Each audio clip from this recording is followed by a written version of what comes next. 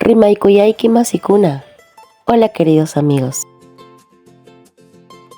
El día de hoy les presentamos una entrevista realizada al profesor Julio César Riveros, quien nos dará su punto de vista acerca del quechua y de las lenguas originarias.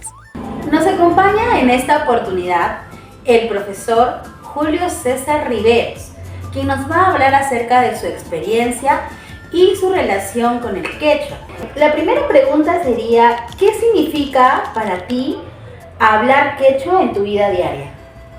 Bueno, yo desde la niñez hablo quechua, si bien es cierto, no es mi lengua materna, ya que mi lengua materna es el español, sin embargo siempre he vivido en un entorno, en un contexto quechua hablante, en el cual el español y el quechua han convivido juntos.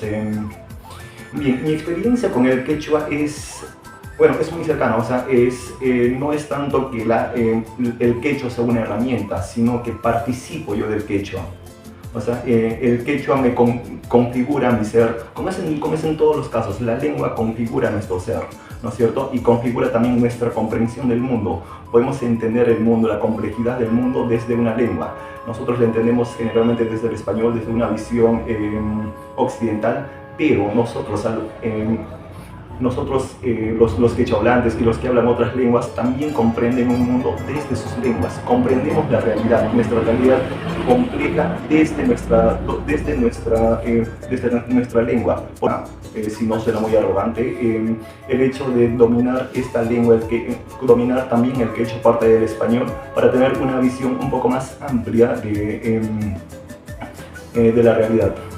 Gracias por la respuesta, y justamente eso me llevaba a la siguiente pregunta, que era si tú consideras que por hablar esta segunda lengua, o en todo caso el quechua, como una lengua alternativa para ti, puedes ver el mundo de otra forma, puedes conocer o interpretar el mundo de una forma distinta, con una cosmovisión diferente. Bien, sí, efectivamente. Las lenguas configuran nuestra comprensión del mundo. Nosotros comprendemos el mundo desde una lengua.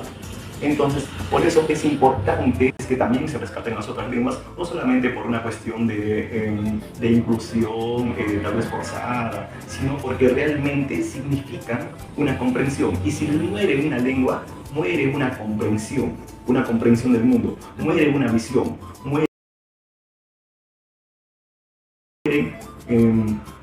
muere una cosmovisión, muere una interpretación del mundo.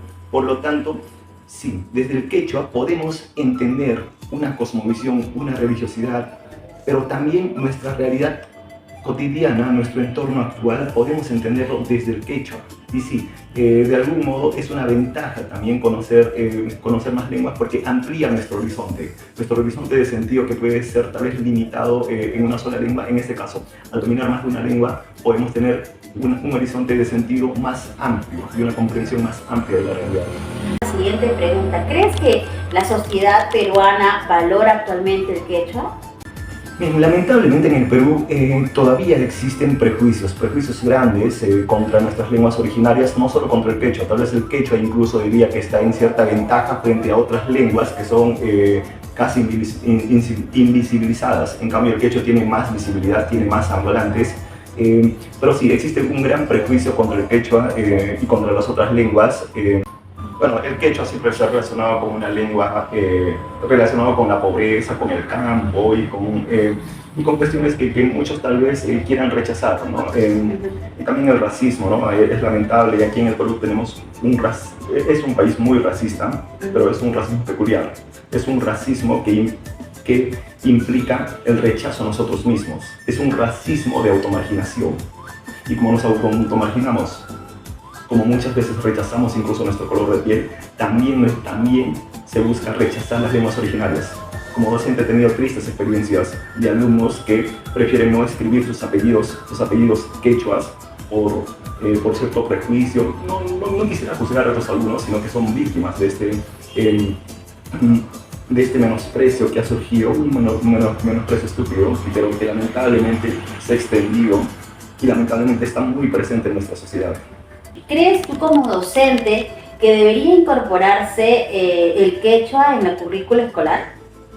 Nuestro país es multilingüe, no es solo bilingüe, no es quechua y español, sino que hay otras lenguas. Sí, es necesario incorporar las lenguas originarias, pero de acuerdo a las regiones. Si en una región se practica, aparte del español, otra lengua nativa que no sea el quechua, se tiene que priorizar esas lenguas. Por ejemplo, en la Amazonía, que tienen un montón de lenguas, creo que no sería tan justo que se pretende enseñar quechua cuando ellos tienen sus propias lenguas nativas. Pero en las regiones donde sí tiene un predominio el quechua, por supuesto que sí, ahí sí se tendría que enseñar el quechua.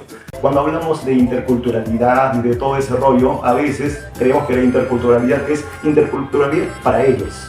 Entre ellos que se comprendan, entre ellos que dialoguen, pero nosotros no, ¿no es cierto? O sea, interculturalidad para la gente del campo, para la gente que tengan esas lenguas originarias, pero no para nosotros, no para la gente de la ciudad, no para los castellanohablantes, ¿no? Entonces, si queremos una real interculturalidad, se debe pensar en una interculturalidad para todos, ¿no? Entonces, esa sería mi propuesta. ¿Existen conceptos en quechua que no tienen traducción al español? Sí hay términos que pueden ser difíciles de traducir al quechua, como también hay términos en español o en otras lenguas occidentales que pueden ser difíciles de traducir al quechua u otra lengua nativa. Es normal en todas las lenguas tener estas limitaciones. Por ejemplo, hace un tiempo quise traducir un texto en español al quechua y había una palabra tan cotidiana en el español que no encontré en el quechua. ¿Cómo sería? La palabra era cosa. Cosa. Algo tan simple. Bueno, el término sería cosificación. ¿Qué sería cosificación? La palabra cosa, como algo carente de dignidad, no existe en el quechua. Y en el quechua también hay palabras que no tienen una traducción exacta en español. Por ejemplo, una palabra tan compleja como pacha. Pacha es tan amplia esta palabra, pero ¿cómo la traducimos? Pacha lo hemos traducido como tiempo y espacio, pero es mucho más complejo que eso. O en todo caso, una palabra también propia de la cosmovisión, huanca. ¿Qué es huanca? Huanca se ha traducido como lo sagrado, lo divino, pero es algo más amplio, ¿no? Qué interesante. Existen palabras que no se pueden traducir ni al español ni al quechua porque cada lengua tiene su propia cosmovisión. Pero eso no quiere decir que no sea posible el diálogo. Siempre es posible el diálogo. Siempre es posible el diálogo, pero con estas limitaciones. Ok. Bueno, y una pregunta más. Si el quechua desapareciera, ¿qué parte del Perú crees que desaparecería con él? Bueno, si desaparece el quechua, desaparecen muchos. Desaparece una comprensión del mundo. Desaparecen dioses. Desaparecen entes sagrados, desaparece una visión del mundo, desaparece tanto, no es solamente una cuestión estética, el quechua, que bonito suena, sino es mucho más que eso, ¿no? Sería lamentable.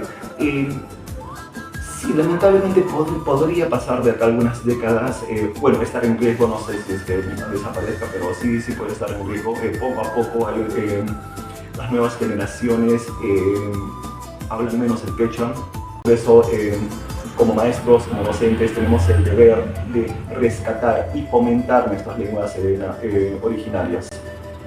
Ok, Julio, muchísimas gracias. Nos dejas con una gran reflexión, con muchas más preguntas que hacerte. De repente, por tiempo, no se puede continuar, pero te agradezco mucho por toda esta información riquísima que nos has brindado. Gracias por ver este video, esperamos que les haya gustado.